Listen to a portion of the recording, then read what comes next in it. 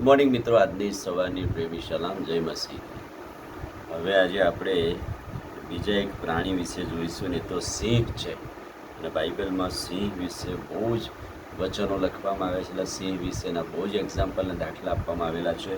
અને સિંહ વિશેની ઘણી બધી વાતો બાઇબલ પ્રમાણે આપણે શીખીશું. અને સિંહ એ પ્રભુથી ઉત્પન્ન કરાયેલું એક જંગલનું શિકારી પ્રાણી છે. અને એટલા માટે સિંહની જુદી જુદી જાતોને પણ પ્રભુએ પેદા કરેલી છે, ઉત્પન્ન કરેલા છે. અને સિંહ વિશેની કેટલીક વાતો જોઈએ. એની લાક્ષણિકતા, મોટાભાગે સિંહને વિકરાળ ગણવામાં આવે છે, ફાળી ખાનાર ગણવામાં આવે છે. સિંહ એ જંગલમાં રહેનારું પ્રાણી છે, કદી જ માણસો સાથે રહી શકે નહીં, પણ છતાંય કેટલાક લોકો બહુ ઓછા કેસમાં સિંહને પણ પાળે છે. અને મોટા મોટા પ્રાણી સંગ્રહાલયોમાં આપણે જોઈશું તો પિંજરામાં પૂરાયેલું હોય છે. એ કદી છૂટું રહી શકતું નથી, કારણ કે જંગલમાં વસવાટ કરનાર, જંગલી અને કોતરોમાં રહેનાર, સંતાઈને રહેનાર એવું પ્રાણી છે, બળવાન પ્રાણી છે. અને એટલા માટે એની કેટલીક લાક્ષણિકતાઓ બાઇબલમાં આપેલી છે. પહેલી વાત, બધા પ્રાણીઓ કરતાં એને સૌથી બળવાન પ્રાણી ગણવામાં આવેલું છે. ન્યાયાધીશોનું પુસ્તક 14મો અધ્યાય અને 18મું વચન જોજો. નગરના લોકોએ કહ્યું, મધથી મીઠું શું છે અને સિંહથી બળવાન કોણ? મધ, મીઠાશની સાથે મધને સરખાયું, પણ બળવાન તો સિંહ છે. અને સિંહથી બળવાન શું છે એ એની લાક્ષણિકતા છે. બીજું વચન, નીતિવચનનું પુસ્તક 30મો અધ્યાય અને 30મા વચનમાં શું કહ્યું છે? સિંહ જે પશુઓમાં સૌથી બળવાન છે, કોઈને લીધે તે પોતાનો માર્ગ મરડતો નથી. એટલે જ્યારે સિંહ જંગલમાંથી તો તેના રસ્તામાં આવી રહ્યો હોય ત્યારે કહે છે કે જંગલનો રાજા એ સિંહ છે અને બળવાન છે, એટલે એ કદી કોઈના લીધે પોતાનો રસ્તો અટકાવી દે કે મરડતો નથી, એમ બાઇબલ કહે છે. સૌથી ચાલાક પ્રાણી, સૌથી બળવાન તો ખરું જ, પણ બધા પશુઓમાં બહુ ચાલાક છે. અને એટલા માટે એનો શિકાર એને ખબર પડી જાય અને બહુ ચાલાકીથી એ શિકાર પાડી દે. પુનર્નિયમનું પુસ્તક 33મો અને 22મો વચન, દાન બાસાનથી કૂદી નીકળતું સિંહનું બચ્ચું છે. બહુ જ એ બચ્ચાને, સિંહના બચ્ચાને કહે છે કે ચાલાક ગણવામાં આવેલું છે. બહાદુર અને હિંમતવાન ગણવામાં આવેલું છે.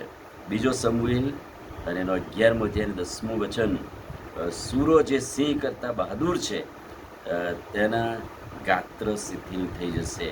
એટલે કે બહુ જ બહાદુર અને હિંમતવાન પ્રાણી ગણવામાં આવેલું છે. મનુષ્યથી કે કોઈથી, બીજી કોઈ શક્તિઓથી બીવે નહીં. અને એટલા માટે યશાયા 31:4, જ્યારે સિંહ પોતાના શિકાર પર ઘૂરકે છે, ત્યારે જો તેની સામે ભરવાડોનો મોટો સમૂહ બોલાવવામાં આવે ને, તો પણ કે તેની ભૂલથી એ બીતો નથી અથવા પાછો હટતો નથી. એ ભયભીત થતો નથી, બીતો નથી. એટલે સિંહ છતાં પણ માણસ એ સિંહને કંટ્રોલ કરી શકે છે, એને પિંજરામાં પૂરી શકે છે, અને એના કંટ્રોલ હેઠળ રાખી શકે છે. નાહુમનું પુસ્તક 2 અધ્યાય 11મું વચન, સિંહ અને સિંહણ બચ્ચા ફરતા હોય ત્યારે તેઓને કોઈ બીવડાવનાર નથી. સિંહ પોતાના બચ્ચા માટે જોઈએ તેટલો શિકાર લાવીને મૂકી દે છે. એટલે કે પોતાના બચ્ચાનું એ રક્ષણ કરે. કોઈની મજાલ નથી કે સિંહના બચ્ચાને કોઈ ટચ કરી શકે. ફાડી ખાનાર એવું શિકાર મળે એટલે મારી નાખે, ફાડી નાખે. અને ગીતશાસ્ત્ર 17 અને 12માં લખ્યું છે કે ભૂખ્યા સિંહના જેવા, કે જે કોઈ સંતાઈ રહીને ફાડી ખાનાર છે, જે મળે એને સંતાઈને ફાડી ખાનાર છે. અને એટલા માટે આપણે ઘણી બધી એવા વિડીયો કે સીન જોતા હોઈએ છીએ કે સિંહ ગમે તેટલો બળવાન મોટો હાથી કેમ ના હોય, પણ એને પાડી દે છે. એ ભયંકર ફાડી ખાનાર પ્રાણી છે. અય્યુબ 10:16, જનુની, જો હું ગર્વ કરું છું તો સિંહની પેઠે, સિંહ મારી પૂઠે લાગે છે, હું જનુની છું તો. અને અય્યુબ 28:8, વિકરાળ સિંહનો એક્ઝામ્પલ કે દાખલો આપવામાં આવ્યો છે. વિકરાળ સિંહ જેવા છે. અને એટલા માટે સિંહ વિશેની ઘણી બધી વાતો, એક બળવાન પ્રાણી તરીકે, શિકારી પ્રાણી તરીકે, શક્તિમાન પ્રાણી તરીકે, ફાડી ખાનાર તરીકે, હોશિયાર પ્રાણી તરીકે, અને એટલા માટે જંગલનો રાજા કહેવામાં આવે છે. અને માણસો સાથે પણ એની જે સરખામણી કરવામાં આવી છે એ દેવના વચનોમાં છે, એ જોઈશું આપણે. આમીન. પ્રાર્થના કરીએ. પ્રભુ, તમારા વચનને માટે આભાર. વચનના પ્રકાશમાં અમને દોરો. પ્રભુ ઈસુના નામમાં માગીએ છીએ, સાંભળો અને માન્ય કરો.